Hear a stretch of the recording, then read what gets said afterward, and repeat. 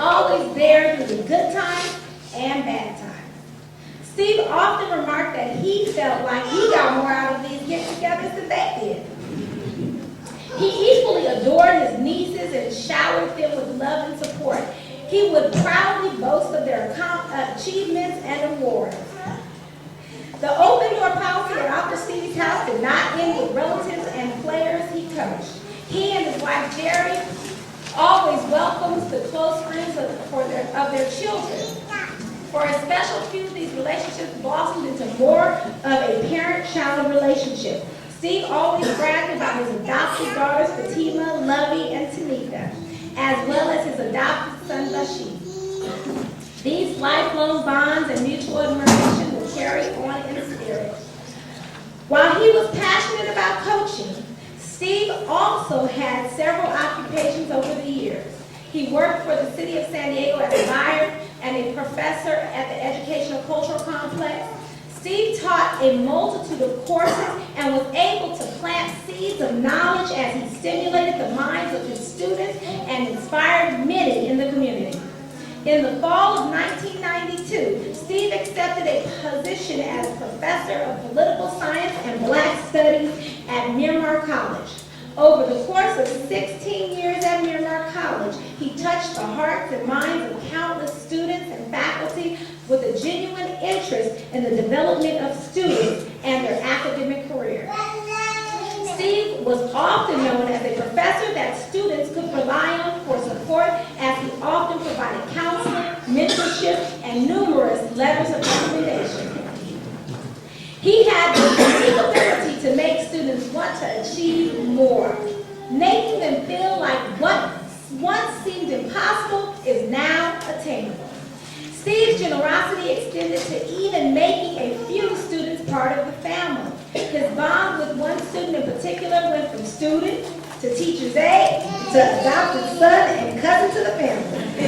Steve has been affectionately known as Cousin Doug of DC.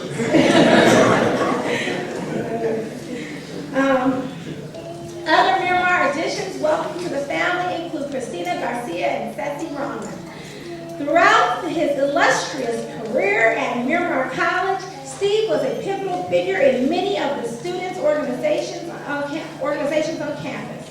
An ardent supporter of student movements, Steve and a group of young students founded Miramar's first Filipino-American Student Union, FASA.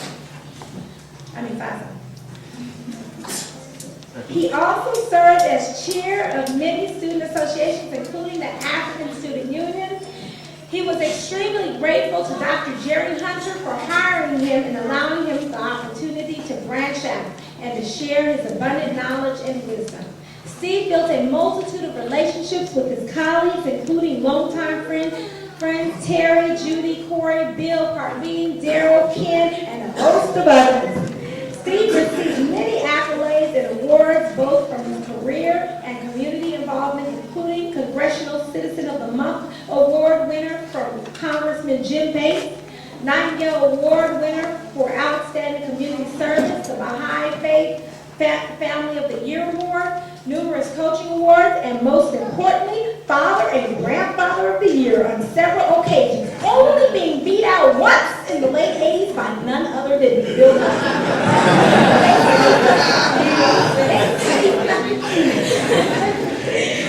In addition to his many accomplishments, Steve was extremely delighted to receive the Fulbright Hayes Scholarship, allowing him the opportunity to fulfill a lifelong dream of traveling to Africa.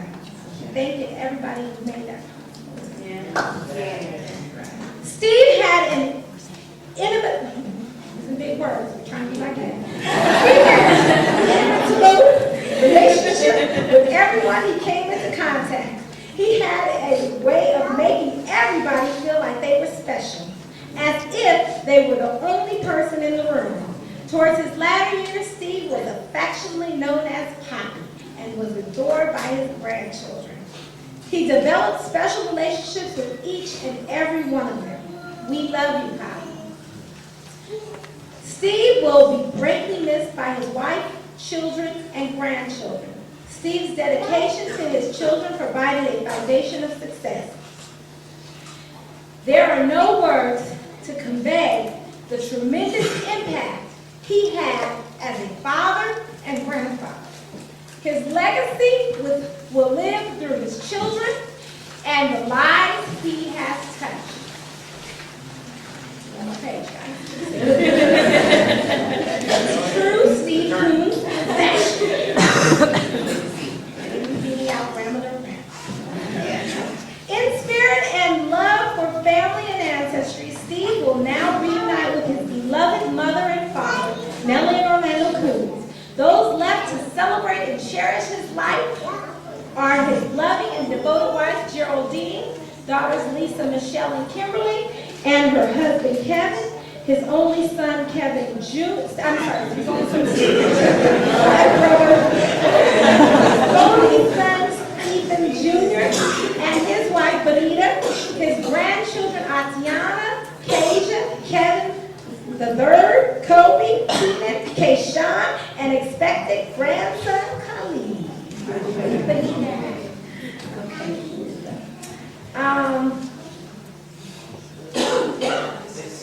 Thank you.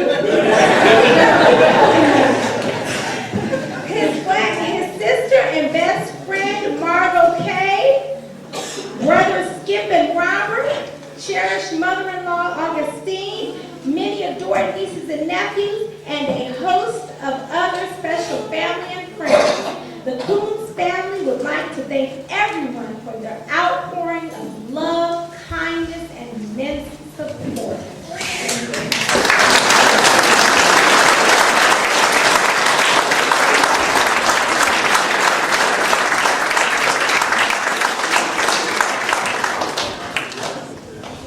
It's so impressive what Shelley was able to do with that obituary. It was 8 pages. But I mean, she did something that her father was never, ever able to do. Short and simple. And we know that we missed a